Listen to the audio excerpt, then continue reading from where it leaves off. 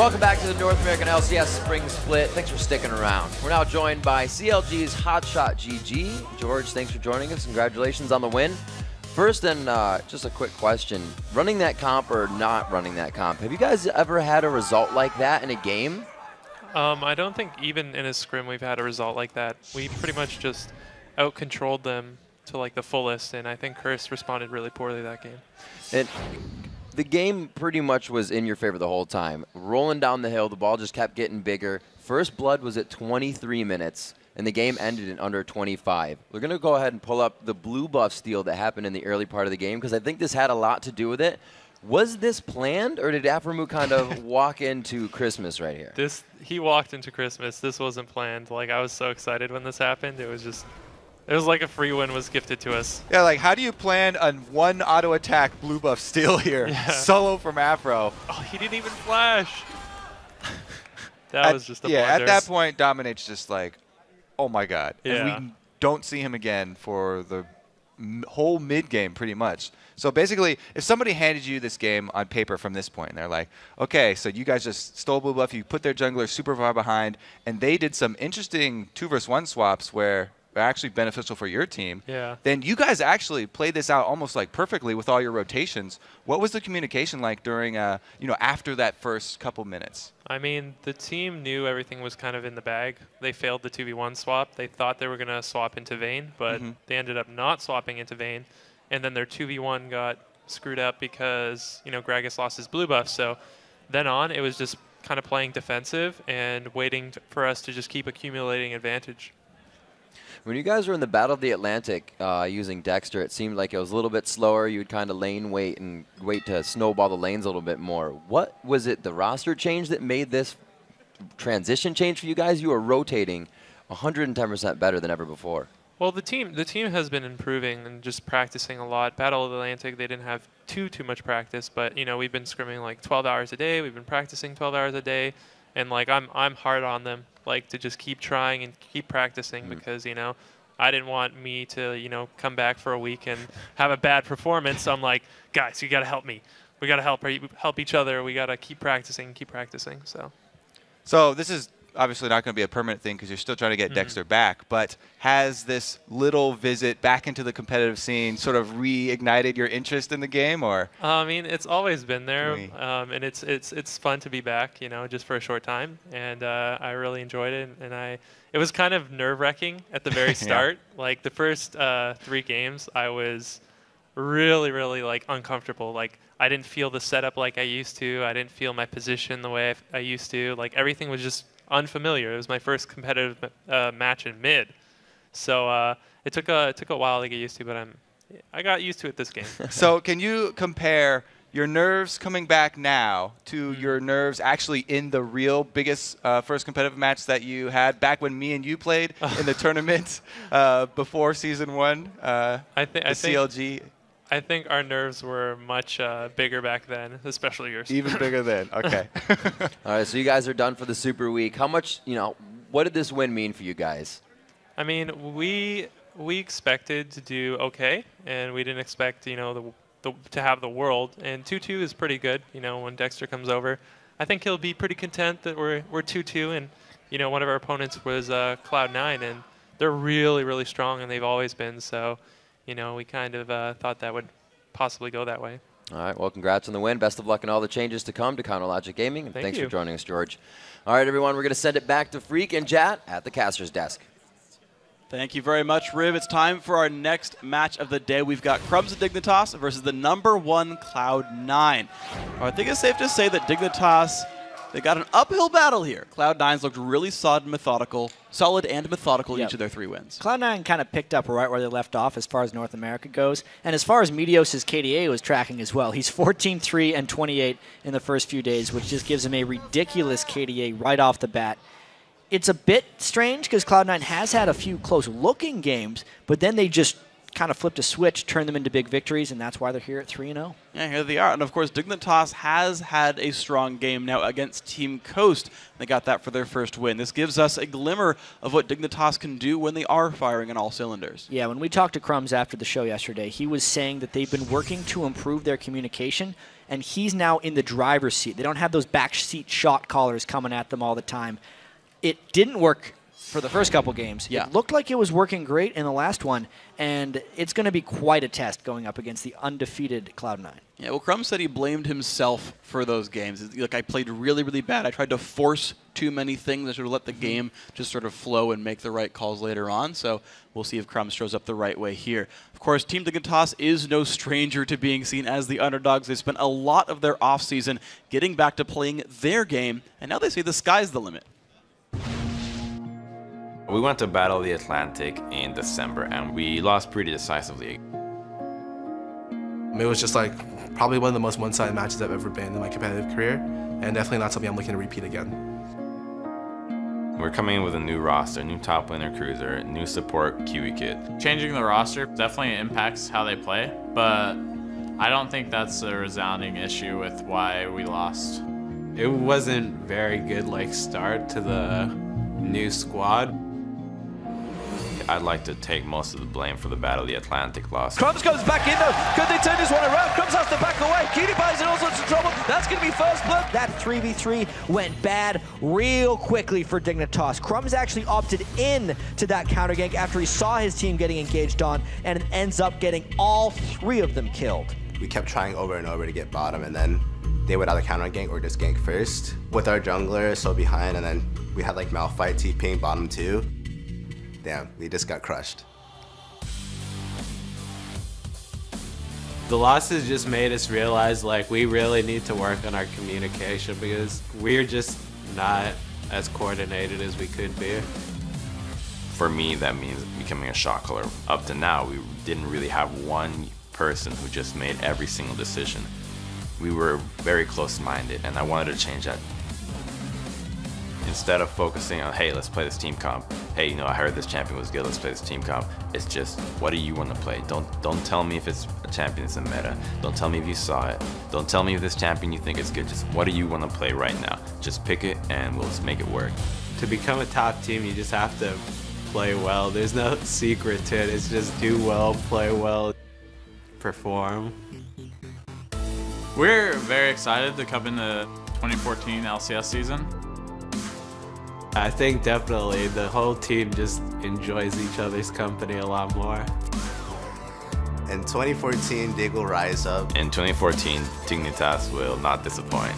In 2014, Dignitas will make it to Worlds. In 2014, Dignitas will make it back to Worlds. They did go in Season 2. Didn't quite make it in 3. They were close, 4th place, I believe. Surprisingly, they seemed to kind of stumble into the playoffs, but then they won that first game against CLG, and they were theoretically 2 games away from making it into Worlds. Maybe the 2 games go different this year. Hey, maybe they'll do it. We're going to see what these guys can do. Let's check out the starting lineups here. Taking the blue side is Dignitas. Cruiser in the top lane. Crumbs in the jungle. Skara in mid. I'm a PewDiePie and AD carry. And Kiwi Kid on support. And on the red side is the undefeated Cloud9 with Balls in the top lane, Meteos in the jungle, High in mid lane, Sneaky on AD carry, and of course Lemon Nation and his Notebook on support. The Notebook is pretty OP so far. Got them to pick Teemo, got them to do a whole bunch of really fun stuff. And, so Dignitas coming through here, new shot calling, a new way of looking at it. You kind of saw them watching games together, sort of learning how do you want to play, what do you want to play. And as we've sort of seen, the teams that are playing things that they want tend to be doing better. It definitely seems that way. The Jungle Pantheon was victorious. Scar's, it's strange to say his unconventional mid lane Karthus because it used to be such a played champion in the previous seasons. But it fell off lately, and Skara had a great game on Karthus in their victory yesterday. And I think just the rest of Dignitas getting back to comfort champions will help their confidence in game, which was their biggest issue if we really think back to when they started struggling. Yeah, and you kind of continue the Skara thought, and even in one of the games they lost, his Katarina, he individually played very well. And Crumbs actually said about that game that he thought that they failed through champion select, that they actually set themselves up for failure, but that more so than like the play calling or shot calling. But I feel like the Katarina was one of the bright points of that champ select, and the rest of it didn't follow through. Yeah, I would agree with that. And I'm really curious at how Cloud9 is going to try and do their preparation for this picks and bans, because I know at least last season they could generally track what the other team was going to be playing because they just look at trends, and most teams were kind of copying each other last split. Yeah. This time, though, if Dignitas is just going to play whatever you want, we talked to Crumbs, don't follow what everyone else is doing. Don't tell me you saw it. What do you play? Yeah. I mean, what could they really have in their notebook there? And will Cloud9 be caught off a little bit off guard by Dignitas? I think anything's really possible for these guys. I really do, right? Like, you've got Scar, who's played for freaking ever. You've got pretty much most of that team as a really sort of trolly personality in that they'll just bring out something weird because they think it'll work. And I feel like especially the place for that, like the team I think would play Darius Maokai would be the Kiwi Pie lane. I was expecting them to do something like that really early on because, I mean, as soon as they started being a bot lane duo, the first thing they started running in solo queue was Annie and Brand. Yeah. The fire lane. And it's a pretty strong kill lane when you consider the combination of it. But they haven't brought it out in LCS yet. I actually don't expect them to do so because they didn't do it in Battle of the Atlantic. They kind of stopped scrimming around with it lately. More standard-ish bot lane stuff for them, I think, is what's coming. Well, we'll see. They're up against their toughest opponents in North America yet in Cloud9. We know these guys are pretty strong competitors here in Dignitas. Going to make their way into Champion Select. They're going to ban away High Zeb. Skara's Caston goes away. High's Kha'Zix goes away. A lot of Assassins getting removed early on. Yeah, I'm not expecting too many targeted bans by Cloud9. The Kayle is definitely one. They pretty much always focus Skara in these bans. I still stand by the fact that Skara is the key for Dignitas.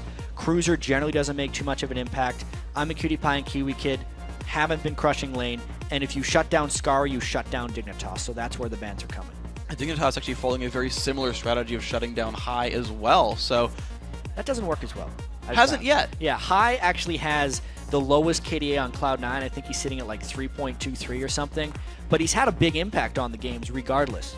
Yeah, absolutely. And so, and I'm actually kind of thinking about like the personality as well. I know it used to be back in the day that one of the ways you beat TSM was camp Reginald as the shot caller, get him on edge, get him on tilt, he'll start making bad calls. High, lowest KDA, still good shot calling as the team captain. Clearly that's not working for them. So Cloud9 definitely pretty well rounded here. Dignitas though, with time for the first pick, every top laner, every jungle, every AD carry is open. We seem to see Elise almost most of these times with their first picks. There's a couple supports available as well. The first pick Thresh should be a little bit surprising. Jinx has been banned a lot recently. And there we go. Cutie Pie going for the hyper carry potential in Jinx. Yeah. I like this from him, actually.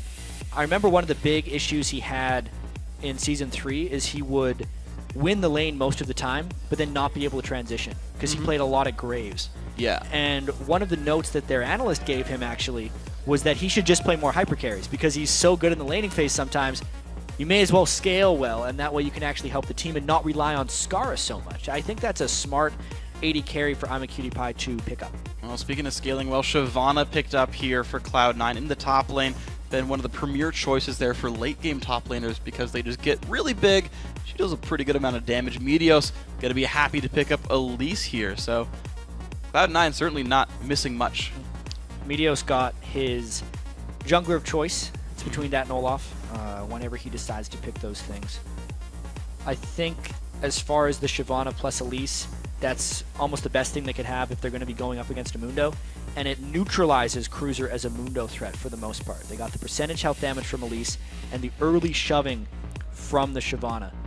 Cloud9 almost always tries to pick champions with stronger pushing or stronger wave clear early, because once they get the turrets pushed in, they can start roaming around the jungle, grouping up, getting towers, and creating map pressure. And no different there with the Shyvana. And Cloud9 picking up something a little bit more interesting. They're Riven showing up here in the mid lane for High. You remove 3 Assassins from the mid lane, you ban 3 of them out. High finds a new one to pick up here. Yeah. The 4th AD mid laner he's going to play right there. Of course, Sneaky going to be paired with a Leona here for the duo lane.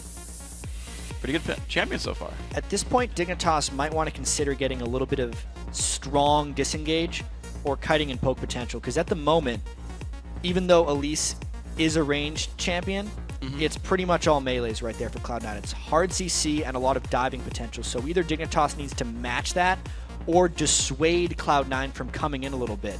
with some disengaged type champions. Well, we're now looking at still more hardcore engage with the Vi. Gragas, though, would fit that role pretty well. And it's going to be the picks right here. Jungle Vi, mid lane Gragas. Skara getting his Gragas, that was one of the main bans we used to see against him. Yeah, it went away at that point. It's been a while since he played Gragas. It's also been a while since he played Karthus. And yesterday, his Karthus worked very well. Last pick, of course, for Sneaky was the Lucian, so that's kind of a fend for yourself AD carry on Cloud9 set. With a bunch of melee guys who are going to be diving in. The sole always ranged champion on the lineup here against a pretty scary Dignitas roster here. So you talk about Cloud9 wanting to push in. Yes. Lucian, Leona, plenty aggressive. Riven going to be pretty happy to fight Gragas. Shyvana going to be aggressive. Meteos going to have his pick of the lanes to go through. Yeah, I think Cloud9 obviously has the pushing edge in the early game, but if last game was any indication, Curse actually had the wave clear edge early on in the game, but things can happen and games can get controlled. So we'll see if Dignitas can pull off a similar early game bit of a miracle there, because they did okay with their champion select, but they have to survive the early game. And Dignitas wins most of their games just by getting ahead and kind of staying ahead. They don't have really crisp strategies for ending games. That's true. It's going to be tricky to get ahead on Cloud9. Well, I think we just need Thresh to steal a blue buff, and we're going to be fine. Plan of the world. I believe. Kiwi Kid, you're gonna make it happen here. The champs are locked in, of course, so let's see who you guys at home thought was going to win this next match. And according to LOLesports.com, 90% of you think that Cloud9 is going to end the week undefeated, 4-0, and Dig's going to have a rough start of this one. Probably pretty strong. I think I expected that vote. It's kind of on percentage. You could almost just say Cloud9 has a 90% chance of winning any match. You look at their all-time LCS record. They went 5-0 in the playoffs. They're 30-3. They're 33-3. They're actually higher than 90% win percentage in North America. Right coming into day 2, they had a 90% NA regular season record, and then they started winning more, so that went up. Or if you subscribe to the Alex Itch way of describing it, 50% for everything, 50% chance that Gambit wins Worlds. Apparently 90% here though for Cloud9 to win this match. We are on to the Rift, ladies and gentlemen. Dignitas in blue, Cloud9 in red. And let's see what these guys go for as the game starts out.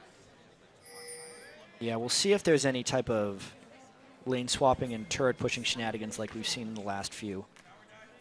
Lane-wise, at this point, Sneaky and Lemon actually kind of just want to fight Kiwi Kid and AmaCutiePie. If Kiwi Kid plays Thresh well enough, he can actually counter Leona a little bit, because he can use his Flay to stop his Zenith Blade initiation.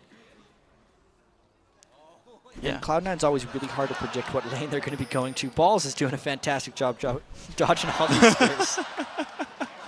Nice, right there. Speaking of good Flays, we've seen actually them used on Shyvana's ulti as well. All right, There's no reason for Cruiser to not throw one these. more. Yeah. Balls is regened all the way back up, by the way. One more shot. He's going to get it! Oh! Cruiser knows it. Okay, mind games. Same place. Yep. I think it's still a better average than Hot Shots in Italy. It's like, what, 2 for 8? Cold. 2 for 9? Hot Shot landed a lot of spears. Okay, last game. First game. You guys were making fun of them. They still won that game, though. Hit the next one. He's running away. You can see him now. Just throw the freaking cleaver. They don't want anyone to go in and steal their blue buff. Yeah, well, they're looping around here. They've got good ward coverage. Looks like Dignitas' blue buff is safe. Cloud9's top lane is safe as well. And here we go. Meteos and Ball's going to start things out. Now, Balls, you can't dodge lizard attacks, so feel free to just hit that thing for a while. But here we go. Buff's going to get grabbed up. Pretty standard things to start out now in these lanes. 2-on-2 bottom, 1-on-1 top. All right, looking at the mid lane, Riven generally shoves in very quickly, but is a little bit vulnerable to ganks early on. High's going to look to aggress Scar as much as possible and build an early edge in this game. He's going to want to keep Scar back at his turret and stop his ability from roaming. High will also be looking to kill him at level 6, because if he keeps the lane pushed, he will hit level 6 first. And that's going to be a fun margin. Speaking of High's skills, though, started shield first to dodge barrels, so he's not shoving just yet. Hits level 2, though. That's some good damage. Scar already at half and chugging a potion. Yeah, Scar doesn't have his dash yet because he's just in full farm mode. He's not expecting to leave the turret at any point soon. Now, Meteos going to grab his own blue buff, though. Junglers starting out not doing too much special. And with default lanes, you're not going to see him not necessarily run to lanes right away, kill a turret at 3.5 minutes, and then move forward. So it's up to these guys to actually create opportunities for the early kills and the early pressure in these lanes. Yeah, and this bottom lane is very skill shot dependent. Most of it actually relies on the support's abilities to lock each other up. If Kiwi Kid lands a Thresh Hook, since this is the pre-nerfed Jinx, the arm time on her traps is still long enough that it generally chains and is able to arm is what can stun you before he gets up. He just didn't have them skilled up yet, actually. He's went with 1 point Q and 1 point W when those Thresh Hooks land. Later on, those Thresh Hooks are going to be a lot more deadly. Definitely going to be right now. Dignitas on the push right there. Trinket Ward showing that brush what's going on. And actually that prevents Crumbs from getting to sneak in. You had seen him run down the bottom side. Eliminations Trinkets that could be a Vi in there. Yeah, the pregame plan by Crumbs was actually expecting Cloud9 to be pushed up a lot more. Historically, Sooks are on point right now. They're going to go in, though. Sneaky coming in. 2-on-2. Flay onto Sneaky, going to keep Cutie Pie safe. Now Elimination forced to run back. Can he get around the choppers? He does. Still loses a couple hundred health, but overall, Cutie Pie, a lot of pain on him. Yeah, historically, Cloud9 pushes up with this bottom lane and tries to draw aggro from the rest of the team. That's why Crumbs was down there. He was hoping to catch Cloud9 pushed up and get a return kill. Not to be the case in this one. And Meteos realizes now that this lane has been warded with a Trinket. He looked for that kill as well. And so far, these junglers, neither of them finding anything but wards on their way to this lane. We look back in the mid, and High with a very small minion lead here, starting to push Skara away, who is now almost out of mana. Yeah, and like usual, the biggest minion advantage is the Shyvana versus the Mundo lane very early on for Balls. He's kind of the unsung hero. We called him out yesterday, trying to keep our eye on him because he consistently performs for Cloud9. And just in this matchup, Shyvana, the entire goal of Shyvana is to push up as much as possible, get turret damage, win the early game, then start farming between the turrets and going in behind. But this could be a good game. Ooh, none of the CC lands. Cutie Pie is the flash stun. He's going to flash back towards the turret. Barrier already burned as well. It's going to be Dignitas surviving here, but Crumbs shows top lane. Balls burns his flash. Cleaver lands. Oh, that one's going to hit. Cruiser got all the kinks worked out. One more Cleaver does land. Balls, where is your Cleaver dodging skills now? First blood goes to Cruiser. Balls used all his Cleaver dodges in the early game. He didn't have any left right there. But because Cloud9 got people low in the bottom lane, they're just going to try and do a dragon to equalize the amount of gold they lost by giving up that first blood. And look at this rotation by High. He runs top lane, seeing that one get shoved. Cloud9 on the ball to make sure they're not missing much. Maximizing their gold output here. Lemon dodging some of that dragon aggro, and here we go. Dragon's actually going to put gold back to equal, paying for that first blood.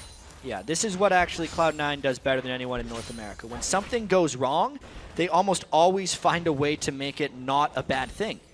Even though Balls was down, it was a very long-winded gank by Crumbs. There was no way they could support the bottom, and even though Meteos' gank didn't technically go well because they didn't get a kill, they got more gold than a kill would be worth by taking the dragon. They also didn't lose many minions since High had Scars so pushed in the mid lane. He could go defend the top lane. Everyone just kind of rotated up and filled the empty spots. Yeah, Meteos took High's farm in the mid. That was a really nice play right here, and Cloud9 without a kill on the board does have more gold.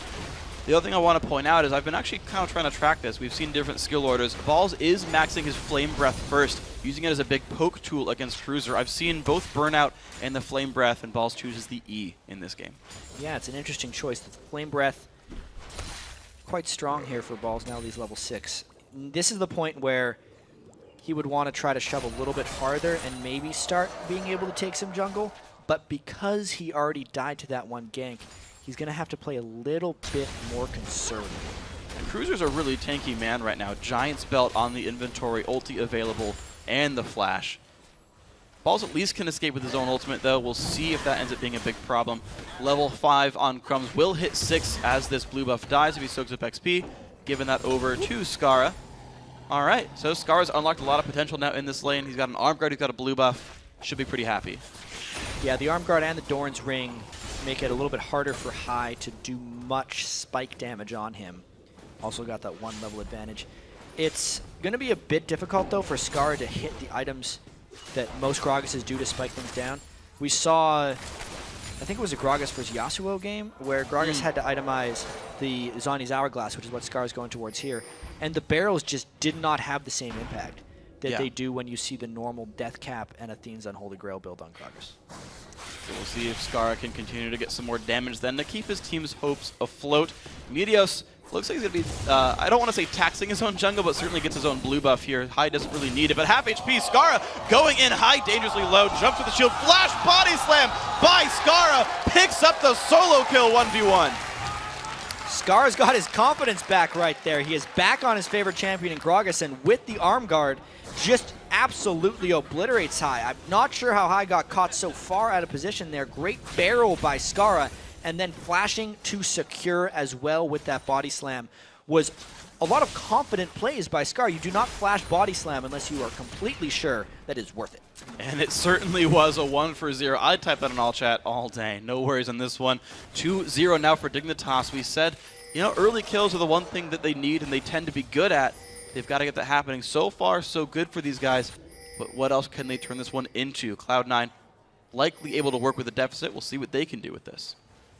Yeah, they're still, gold-wise, pretty close in the game. Yeah. We haven't seen the first real objective contention happen yet.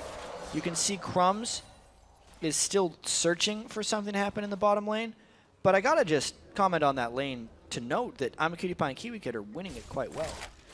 First picking Jinx. I'mACutiePie is generally very strong in lane, but now he should be able to transition this one a little bit better because Jinx is such of a hyper carry. Oh, good stuff here. Let's see if they can keep it up right there. Ball's still pushing in Cruiser, but not getting any turret damage. So, of course, the gank helps quite a bit, but Ball's not really making much headway over here. Dignitas holding on to this sort of push lane, and in fact, we said that Cloud9 likes to push in. In fact, it's going to be the jump in on CutiePie. Gets the lantern. The bot comes up. Cocoon misses. Meteos not going to find much else to do here. Dig gets away successfully. Even though he had his flash down, they were able to get out of that one because KiwiKid was positioned in the proper place. So no real punishment coming down onto I'mACutiePie. We'll have to track how well he is able to stay alive in future games. Almost no AD carries do well against Dig. Pulls in Sneaky, but Sneaky's going to dash away. KiwiKid down to half health. What else can happen here? The jump in from Crumbs. Lemon Nation down to half health. No spells left on him. Sneaky dropping very low, but Dig running out of health bars here. This is a close one. Sneaky still got all his summoners. Meteos goes in, nearly kills CutiePie. Crumbs comes back. Here comes Skara. Finds Lemon Nation. Can they get the damage? Meteos jumping away. No summoners left basically anywhere. And High says hello, but he's not going to get, and maybe? It's almost a miracle that nobody died in that fight. Skara came in with a bunch of low-out targets and wasn't able to finish anybody off. So that is actually a failed roam by Skara, I'd have to say. Definitely should have converted some of those kills, but just a tad off with some of his skill shots right there. Big missed opportunity there by Dignitas. Yeah, he focused Sneaky, who had to burn both summoners to get out, but you're right. He attacks a couple summoners, no kills whatsoever. Dig now only sitting on basically 0 gold now. Actually, Cloud9 closed that gold gap and actually stretched it in their own favor now. You're seeing mid lane just getting completely pushed in, and no one's even there to take that gold.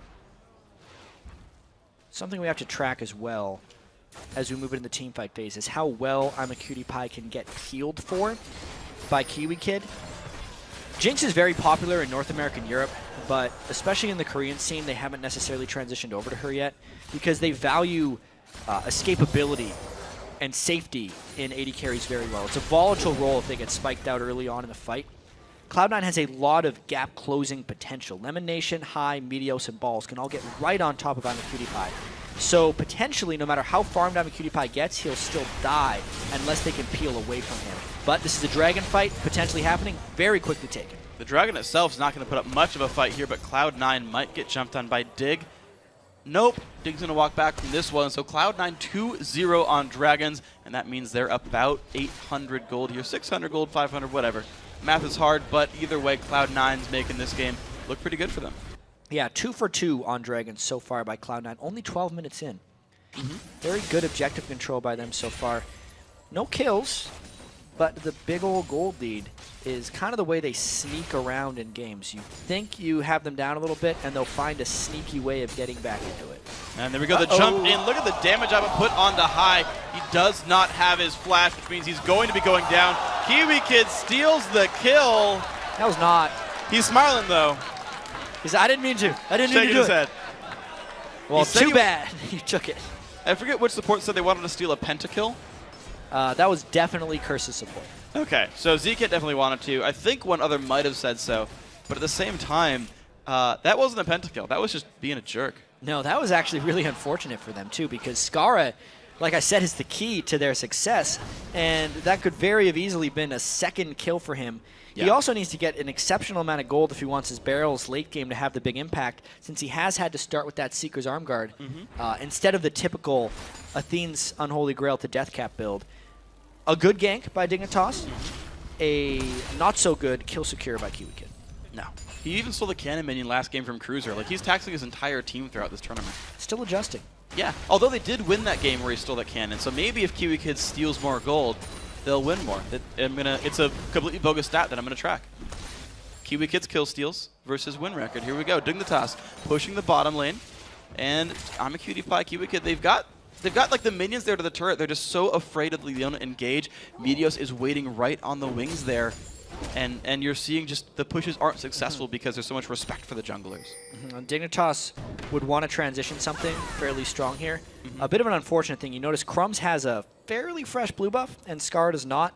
There was a bit of an accident over at the blue buff, and Scar wasn't able to secure that. That actually diminishes his roaming potential right here. And this is exactly the point in the game where Scar would want to roam around and make big plays happen. We have to see a couple blue buff incidents have been fairly impactful today. Yep. This one is much more recoverable than the enemy support ceiling in level 1. Yeah, so thankfully that's not as bad this time around. High still making his way around. Doesn't, of course, need blue buff, so Meteos has no one to really fight but himself for those. He's done 100% on getting blue buff secured. So a lot of people on Dignitas down here to try to get a kill. Hardcore dive on a Sneaky, but he's got no one else around to help him. There's Skari. He does get that kill in Kiwi Kid. Taking turret aggro. Elimination very alone right now. Zap secures the kill, and Dignitas 5-0 in kills against Cloud9.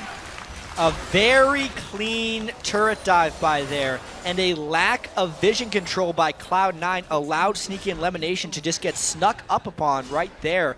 Scarlet did not even have to use his Gragas ultimate amongst all of that diving, but still, this is the thing we really got to keep track of. Sure, you're up 5 kills to 0, maybe 6 soon, but the gold is in Cloud9's favor. Good flash by High. That would have been probably death unless Meteos did something miraculous there on the way over. Cutie Pie still on the push, though. Dignitas, I just had to double take, though. They're actually still down in gold despite all these kills. It's 2 dragons and 1 extra turret for Cloud9. Plus, the farming, especially in the top lane, like we talk about, Balls is doing a great job. Him and Meteos were off taking the top lane turret while that 4-man dive was happening in the bottom lane for Cloud9. You can already see 400 gold ahead for Balls. It's even in the jungle. Even High, despite dying twice, is right on pace with Scarlet. As well as Dignitas feels right now, the gold is telling a slightly different story. And remember that this top lane matchup was one where Cruiser got first blood against Balls due to that Crumbs gank. And despite all that effort and the gank happening successfully, still a losing matchup. The bottom lane turret now goes down as well. Cloud9 has managed to secure themselves all 3 outer turrets without even killing an enemy champion. They're just showing up to the lanes at the right times. Oh, look out here in the bottom lane. There comes Kiwi Kid about to get squashed right there. Goodbye to you, Cloud9 getting on the scoreboard here. And it's not really in time for any objectives, but hey, gold is gold. And even without getting kills for Cloud9, they were still able to invade Dignitas' territory. The relentless pushing took down the outer turrets that were needed, and they get their first payoff kill right after that one. Another thing that is actually contributing to the gold was the early support itemization. Lemon Nation got his Targon's Brace very early on. It's already generated 450 gold for the team, whereas the Nomad's Medallion, Kiwi Kid just picked up, and it's only given him 34 gold. So that's actually a very substantial thing. They've been kind of losing the lane, but that's a kill's worth of gold that the item itself has given Cloud9. Yeah, it's even managed to let Sneaky sort of match minion kills at this point when you consider that Targon's Brace CS really belongs to the AD carry at the end of the day. So these guys holding up pretty nicely now, all things considered. The lane's actually starting to now go all Cloud9's way. Not at the beginning, but now at this point they are. Here comes the dive in. High again. knocked back. Does he have anywhere to go? No flash thanks to the mid lane turret kill. And Skara getting another one, 3-0 and 2, and the mid lane's left open. High is getting absolutely picked on right here, and it's all 5 grouping for Dignitas. Let's see if Cloud9 has anything to say about this one. I think Dig is going to want to continue a push like this and get some of the map control back. Gotta try this one. Dragon is available, and Dignitas turns around and looks for this one right here. They kill a pink ward on the way. This is almost certainly their Dragon, but they are in vision. You never know. Cloud9's crazy sometimes. Yeah, Dignitas was so untouched in that last fight. You'd think this would be uncontested, but how crazy is Cloud9? Leona ult comes in. Is there a follow? Decent damage coming across, but no actual commit. Just some poke. Nothing really found there. Cloud9 gonna go back to the mid lane, but there's not much for them there. I don't think they can get to the second turret in time. Blue buff, though. That is up. Yeah, let's see where the gold really is lying right here, because it's a 302 Skara Gragas, and he's still only 700 gold ahead of High. He is, however, the highest performer on Dignitas, which is how Dignitas generally distributes their gold when they're winning. Was that a Jinx ult? I think he was checking Baron. He was. He was checking Baron. He was wondering if Cloud9 was trying. At this point, what Dig would probably call a desperation Baron. I'm not sure, but it's definitely not that way. Cloud9 is very calm and controlled in this game, despite being down 6 kills to 1. Yeah. Straight up even in the gold. Certainly would have been a sneaky Baron here, but Cloud9 not going to make much of that happen. High now, actually, the split push game has begun. I know when their Zed game, they said, okay, yeah, High got really big. He was our big performer. We sent him to go split push. He was going to create pressure. 0-3 Riven, and they still feel comfortable enough saying, yeah, go split push a bottom lane, create pressure, and we'll kind of move around that. Dying does not really take away from confidence of anyone on this team. I remember a few moments last season where Balls actually started the game 0-5 in the top lane. A couple of those on Rumble. And then he was still very impactful in the rest of the game. So they definitely know how to kind of give the carrying responsibilities to someone else when they're behind, and they still have a good way of kind of passing the torch and fighting well in team fights. Yeah, I feel like I've seen a Cloud9 game where any individual of their players have hard carried the game. I've seen Meteos getting like 11 kills on Evelynn. I've seen Sneaky, of course, take over games. His Caitlyn's been pretty strong overall. Balls and High, of course, we've seen those guys carry plenty of times. I like the fact that that's so well distributed from C9. Dignitas, I feel like there's only been, you just talked about Skara basically. That's like the one guy we know consistently can make it happen. Well, one thing about Skara as well is he just finished his Rabadon's death cap because he has no actual threat coming at him from High. So he got the Seeker's Arm Guard to beat him up in the lane, but then did not feel obligated to finish the Zhonya's. Yeah. His barrels will be chunking right now. 325 AP you can see on him right about now. And 120 armor, to be fair, as well. And there's been no armor pen from High. In fact, he took a detour for some MR itemization here. High's Riven, much lower damage threat than what we would normally see, I think, from a Riven 20 minutes in. Yeah, this is a very testing game right now for Cloud9. Dignitas clearly carrying a lot of momentum over from their previous game, and Cloud9 trying to force an initiation. They're going for the attempt right here, but here comes Dignitas to try to answer one back, but they are outnumbered. High goes down, though. Now what else can happen? Box is on. Kiwi Kid low, ignited. He will drop. Meteos will fall to Crumbs, 2 for 2 in this battle, and here comes Skara. Can he help Cutie Pie? Damage out on Sneaky, and Cutie Pie survives. Lemon Nation is gonna die alone and sad. Double kill. I'm a Cutie Pie. 4 for 2. Skara roams down once again and picks up kills, and this was a very close fight. You can see a lot of Cloud9 flashing forward to try and get on I'm a Cutie Pie, but this was the question. How well can Dignitas peel for I'm a Cutie Pie? It looks like actually quite well. The Box and Crumbs did a lot of zoning, and then I'm a Cutie Pie kind of stood his ground here. There was a very critical dash backwards by Sneaky there that kind of cost him his life. It allowed Scar to get into range a little bit sooner, blow him up, and not finish off I'm a Cutie Pie quite in time. A few different things in that fight, and it goes completely the other direction. So very good job here by Dignitas. Crumbs said it was on me. I had some bad play calling and gave us a loss we shouldn't have had earlier in this week, and it looks like right now Dignitas, he said that I was forcing too many things. I was trying too hard to make plays happen. Seems like he's trying exactly the right amount here. Dignitas, huge playmaking and kills. And it's interesting, too, because Cloud9 is the one who forced that fight extremely hard. That was a brute force engage if I'd ever seen one. Almost all of their people used flashes forward and it ended up costing them 4 deaths. Cloud9's not the type of team to run away from a fight, but that one was still a little bit too forced. A little bit too much for these guys. Crumbs definitely in the right place, and Scar making his way over at the right time. High alone for now defending the top lane. The rest of his team regrouping. Everyone on the top left corner of the map, actually, as a big mini wave pushes down towards Dignitas in the bottom. We'll see if they answer that right now. Trinkets getting switched around. 2 red trinkets on both sides. So both these teams now starting to consider vision control very important. And Dignitas is going to try and close this one out because they are showing that they can consistently win team fights. But the problem that happens when a team is winning so many team fights but still not up in gold means their bounties are increasing again and again. It would only actually take one team fight win by Cloud9 to slingshot this game in the other direction and make it a somewhat insurmountable lead by Cloud9. So Dignitas has to play very cautiously, as crazy as it sounds, despite being up 10 kills to 3. It's true, and the other interesting thing that I feel like a lot of people don't think about with this as well is while the bounties increase, Cloud9s aren't actually really going down because as you get gold from minion kills, it kind of pulls back your death bounties. A little bit. For every 1,000 gold gained from minion kills, it's the equivalent of getting 1 assist. So it's actually not the most giant thing, but it just means that like an 0-4 high is still worth gold because he's farming himself. Exactly. So it's still going to be a valuable guy to kill. And part of the reason Scar is rolling in the monies right now, aside from just the fact that he's Gragas Esquire, the suit doesn't actually give him any bonus gold here. Cloud9 now are going for a Baron attempt. Right on top of a pink ward, too. This is, if anything, just trying to draw Dignitas away from their mid lane.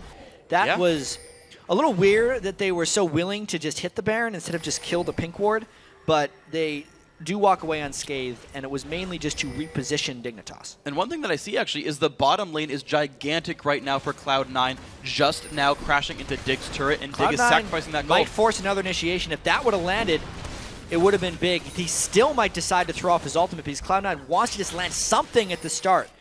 Cocoon doesn't quite land, though. You saw Meteos look for a little bit of something there, but doesn't find it. And Dignitas actually sacrificed the bottom lane farm, but they do pick up the dragon here. So Dig in a pretty happy place for this one. Blue team picks up the dragon. Dig the first one on the scoreboard here. No, second maybe. Yeah, huge amounts of gold from the dragon there because it's reaching the average level in the game of 15, which is his maximum amount of gold right there. So the lead finally starting to show off a little bit for Dignitas here. Dig in control, and they're not making any silly mistakes in their rotations, in their movements, not giving up any kills, not getting jumped on too much. A controlled game here for Dignitas. And they said, you know, the sky's the limit here. And what better way to test the sky's limit than against Cloud9 because they're putting up a great performance. And they're doing the rotations well. Again, they're getting back to the lanes. They're under control, but it's still on them to push this lead forward. Yeah. Void Staff, of course, being completed by Scar. He's really going to be bringing the big damage here. And especially if he can land any type of damage onto Sneaky, who has went for that Trinity Force Bloodthirster build, but because he hasn't been able to generate kills or a bunch of assists like he usually would from an AD carry position, he has become very squishy. This has been quite an impressive performance by Scar when all things are considered. Absolutely. He's done a very good job here. Going to get even more farm. 223 on him. About to make that 230. Looking at the other players, and Lemonation, one of the more selfish support players I've seen, upgraded to Mercury Treads, interested in his own tankiness. The only really team item he's got is that Sight Stone, and otherwise he's all about kind of himself. Giant Spelt Nut picked up as well. Lemonation just wants to be a tank. Well, Leona does scale excessively well off of health, only because she gets so much armor and MR from her W shield, her Eclipse. It's not the worst itemization path. He's also shared about 700 or 800 gold with his Targon's Brace thus far. And it's another thing that's keeping Cloud9 kind of alive in this game, even if they really have no business being alive in this game. Yeah, but of course Dignitas now with Talisman of Ascension. Kiwi Kid is there and ready to help the team out. Elimination nearby. Both top laners chilling off on the right-hand side of the map. A 4v4 here in mid, but Cruiser has teleport. Crumbs comes in. Elimination's going to dive in. The fight's going to begin. Look at the burst onto Cutie Pie, but he's still going to survive. High comes up, but Cutie Pie tanks, runs back successfully. Good flash by Lemon and no kills picked up. Both top laners have shown back up. Meteos getting jumped on. Nowhere to go. Flay by Kiwi Kid, and Balls trying to take Cutie Pie, but won't do it. Ignite not going to take hard enough. High pushed away as well. Dig with a 2-0 fight. You can see one after another, Cloud9 is trying to kill I'mACutiePie, but they just can't seem to get there. And now it's a Baron just take by Dignitas as Cloud9 pushes mid. They're just going to dive mid to get what they can because there's no way they can test Baron. Dignitas looking happy. Scarra, the early recall. There we go, smited away by Crumbs. Baron #1, Dragon 2, of course, for these guys. Cloud9 don't even get the second tier mid turret, so nothing for Cloud9 here. This is looking now like this could be the first loss of the season for Cloud9. What a momentum builder it would be for Dignitas. Let's take a look at this fight. So Lemon Nation actually sees a good opportunity here to go in on I'mACutiePie while the Flay is down. And they try and dump as much damage on them as possible. They even Vi-ulted, but then what High thought he could execute I'mACutiePie, and when I'mACutiePie flashed out of it, there was no coming back for Cloud9. Since Dignitas was ahead, they could chase on afterwards. High never became a part of that fight, and Balls also wasn't there at the beginning. So if they can't get the initial catch on I'mACutiePie, it is almost a failed fight for Cloud9. Yeah, it seems to be the case there. And, you know, you talked about saying, hey, you know, Dignitas, why don't you put CutiePie on a late game carry? Why don't you put him on something that'll carry the games for us so that Scar has some backup here? And that has happened. 4-0-3 on this Jinx. Kiwi Kid as well, the Tango partner here. He's, from what I've seen, made some really good individual plays. Yeah, what's more important, actually, than I'mACutiePie getting kills and dealing damage is his threat level that he is presenting, the attention that he is drawing to himself during a team fight. What is allowing Scarra to do so well in these fights is everyone is actually diving on top of I'mACutiePie. And now there's 2 people down bottom for Cloud9 and 5 in mid for Dignitas, so they're going to be looking to push this really quickly, and Cloud9 is nowhere to be found. Well, that turret's just going to go down completely. High still on the split push bottom, but this turret is just worth more right here for Dignitas. Inhibitor under fire as well. Cloud9 not going to even bother defending. They know this is going to be given away, and they're trying to answer now an inhibitor turret of their own. Scar is back to defend, but it's a 1v2. He might be able to take out one if he lands a few skill shots. This is actually not the worst thing for Cloud9. Knowing that they're so far behind and the Scar is so farmed, they may have gotten that inhibitor regardless of Cloud9's defense or not. And let's see if Cloud9 can bail out. I think High is a dead man. Oh, did he? Yeah, okay, he's going to get found, and this is going to be a lot of damage coming across. I don't know if High can get out. He doesn't have flash. He does have his ulti pop, so he's going to go farther with the E's and Q's. Maybe. No one's in front of him. They might get the angle on him. We'll see a long-distance run right here. Can Crumbs catch High? Can he get an alt range? Here we go, the Vault Breaker. He's going to definitely be in range. He's in range. He's waiting for the turret to aggro. There we go. Knocked into the air. High goes down. Crumbs picks that one up. Well played here, Dignitas. Of course, still Cloud9 does get some turrets out of this. And Crumbs is trying to take on the or Cruiser rather, trying to show off how tanky he is right now. Taking on 3. 1 versus 3. Fight goes back in, diving from Lemonation, but there's the rocket, and Lemonation goes down. The flash from Cruiser. Can he get more? Sneaky. Meteos on the run. What's he choose? Meteos dodges 1. Taking a page from Balls, but can he get away again? 1 more. Oh! No kill steal from Kiwi Kid, but at least he goes down. I'mACutiePie now 5-0-4. Max range hook coming in from Kiwi Kid. It's now 15 kills to 3, and it's now looking like the type of game that would be 15 kills to 3 because Dignitas is just destroying Cloud9 all around the map. There's a long death time on Meteos, and they're going to try and get their second inhibitor if they could get minions at that turret, which they are not yet. Not yet. They got about 25 seconds to go or so. Crumbs instead will split push to the top. The rest of Dig regroup to mid. But this is them looking to close this. 8 seconds till Meteos comes back. Top lane turret available. High set to split push bottom. Dig not interested in that lane at all. Yeah, and right now Cloud9 is just lacking heavily on damage, unfortunately. High got beaten up so badly in that mid lane that he's yet to pick up a last whisper. 31 minutes in. Meteos wasn't even able to get Haunting Guys on Elise, which he normally likes to get a lot of magic penetration. He's had to go full defensive because they've just fallen behind and they're really trying to stay alive here. A lot of turret damage coming down. Cloud9 doing their best to push. There we go. Turret does fall. What's going to happen here? Lemonation in the middle of the enemy fight. Falls there as well, but the damage is so high from Dignitas. Engage still going on. High does almost take down Crumbs, but the Vi lives, so High goes down. Will there be more fighting going on? Jinx Rocket. Oh, wide left there. No points picked up for CutiePie, but regardless, it does give the 2 inhibitors and a 1-for-0. Dignitas is just brute forcing their way into Cloud9's base. That last fight was easy for Dignitas. It was pretty much just one Scar ultimate, and then nobody on Cloud9 could end up fighting. Even if Crumbs would have fallen, I think it would have been a clean fight. Just watch for the Scar ultimate. Obviously, the Leona ult missed, but check out Sneaky. One hit, and he's below half health. At that point, the re-engage is just foolish. The box actually procced almost all 5 of its walls, which was just perfectly placed by Kiwi Kid. And then since Cloud9 was in full retreat mode, the inhibitor was an easy snack afterwards. And a just barely missed rocket, of course, that we saw there. And I gotta sort of think about all of this. Dignitas's ban phase. Banned 3 champions away from high, put him on Riven, picked the Gragas in, I believe, as a counter afterwards. And Skara had a wonderful time at that lane, having either Kiwi Kid or Crumbs or someone show up and combo kills over and over. Oh, absolutely. It was a comfort champion, you could say, for Skara. Like, it's just, even though he did get the counter pick, it's really, it's about confidence. Look at the smiles that are back on Dignitas's faces. Everybody's talking. Kiwi Kid's always smiling, whether they're winning or losing. But it's a bigger smile when he's winning. It's a rather bigger smile. I'll see a frozen mallet being completed by AmaCutiePie too. Just help them chase on after these fights. Cloud9's trying to do that bottom lane push thing since there's technically an exposed inhibitor, but Dignitas isn't going to let that happen.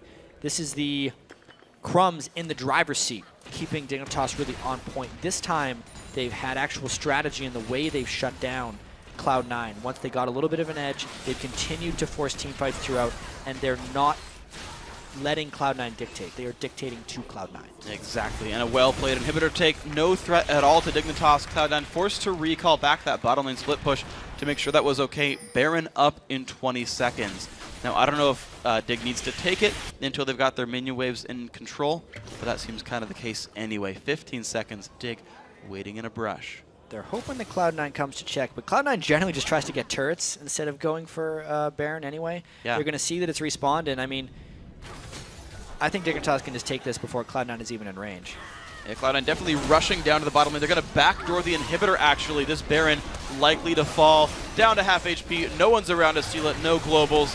Dig gets a Baron. Cloud9 rushing still for this bottom inhibitor, though. The recalls here from Dignitas. Ulti popped by High. Sneaky burning everything he can. Teleport comes in from Cruiser, but he's not going to be in range in time. Yeah, what this means, actually, is that Dignitas is just going to push the lane where their inhibitor is dead and go for the third one. It's convenient that that's the last one they have to take down. In the 2014 season, having an inhibitor down in one lane does not increase the strength of minions in the other, so this should be no big deal that Dignitas lost an inhibitor. And the recall is going to come back successfully from Cloud9, and there it is. Dig all down to the bottom side. Kiwi by himself in mid. I feel like you should change that. Not all that useful with Talisman Ascension by himself. He's going to make his way across the map. Cloud9, I got to point out, still doing an admirable job of getting ward control on the map despite losing. You're seeing Dig walk by a few wards as they go across. But this is clearly Dignitas' game, a very well-played match.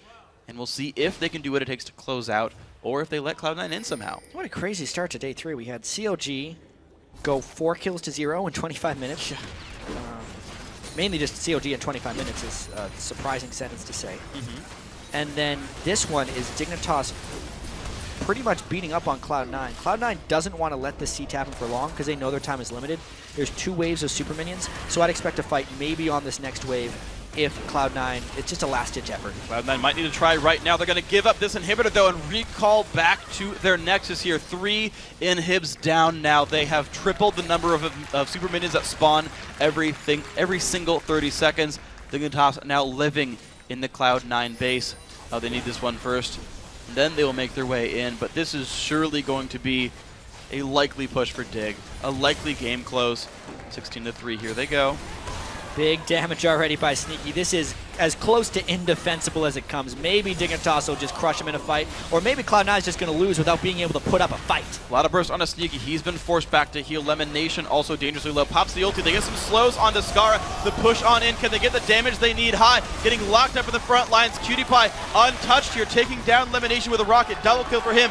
Meteos now also getting chased. That's going to be another kill picked up now for Dr. Mundo. Only Sneaky is going to be alive alongside Balls. No other kills picked up yet, but Dignitas 19-3, ending the week 2-2 and breaking Cloud9's undefeated record.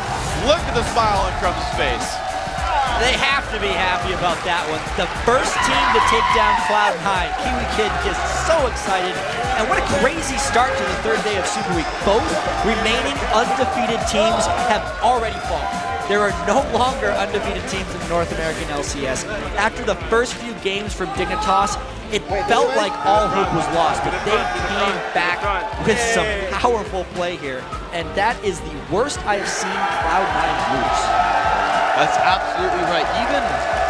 Even thinking back to spring, where CLG took like 3 kills at like level 1 in the jungle, and that was Cloud9's first loss in the summer split, I should say. C9 still put up a really good fight that game. Still this one close for a while. Dignitas though in control.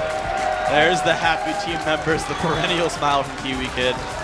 Think how happy they must be right now. Oh yeah. Just how more so vindicated, because especially after the 0-2 Alliance and the really bad start to the LCS here. Reading comments on forums, checking Twitter, everyone was saying Dignitas was dead. They were saying worst team in the LCS. How are they ever going to get a win? And then they just beat Cloud9, 19 kills to 3. Like, that feels amazing for them. Yeah, these guys on top of the world. And now you got to say, all right, well, very serious contender to the throne if they can keep playing like this. Right? Well, Again, that's just the LCS, right? Like, sure. It seems like anything can happen. I remember last split, Vulcan was like 0-5 to start, and then they went 3-0 in the next week. And we're like, what is Vulcan, what? And then like top 2's the regular season, and then they just go from there. I mean, you think about all the other seasons, all the other stories, right? Spring split last year, TSM, really bad start, wins the NA regional. Or, I mean, not the regional, but like wins the spring split for North America, right? Cloud9 didn't even make it to the spring, wins North America in the summer. Bit of a revamped roster, but like all these teams making their improvements rapidly. Crumbs, he took credit for the losses, said I made some really bad decisions, and then this was Dig the most strategically sound I've ever seen them. Yeah, well, let's think. They only gave up 3 kills to Cloud9, who's an extremely aggressive team. Even though Cloud9 was able to secure the first 2 Dragons of the game, Dignitas didn't let that force them into anything. All of their dives were fairly measured. It was always like 4-on-2, 4-on-3, 2-on-1. They were never getting caught in bad rotations. There were a few kind of close fights, but I mean, the play was sound. They knew where they had to protect, what they had to do. Cutie Pie stayed very safe. Yeah. The first pick Jinx was a very good idea. You know, everything about this was executed very well for Dignitas. And, you know, I can't say enough about how impressed I am, because 90% of the fans voted for Cloud9, and that was the way I was feeling before the game as well. Yeah, me too. It was you know, pretty likely. Dig hadn't looked good for a while. The other thought, though, being that you mentioned that Cutie Pie played a little bit. He didn't go too crazy. He kept alive, I think, the entire game. 0 deaths. Yeah, 7-0 and 6 for him. New Year's resolution was, I want to be a little bit less crazy. I want to know how to play the game properly a little bit better. In fact, their duo lane, the Kiwi Pie lane, said, yeah, we know how to go really fast. We don't know how to ballroom dance. We don't know the slower ones. Yeah. They played a pretty safe lane, waiting for junglers to make things happen. Like, everything these guys wanted to do, they did. And even before the jungler was able to intervene in their lane, they were winning generally in farm as well. So, you know, all around, props to Dignitas. Congratulations on being the first team to take out Cloud9. Well done, Dignitas. Now, guys, we've got to take a quick break, but don't touch that mouse. When we come back, Dignitas' Kiwi Kid will sit down with Riv and Kobe to discuss that huge upset against Cloud9. And as we go to commercial, we've got a Sounds of the Game. It's a Sounds Heard round the world. We'll be right back. You can get that. He's alone. You want to get it? It's all you. Go. I'm coming, then. I'm coming. Just run to me. I'm at red. Come. Make sure you use your Randuin. Just be careful. I'm at red. Right now. Randuins. Shoving keep going. I'm coming. Nice. Oh, you're flashed. He flashed over. Shirelius. I have a lead. Okay, go. Slowed. I'm shoving top. Hell yeah.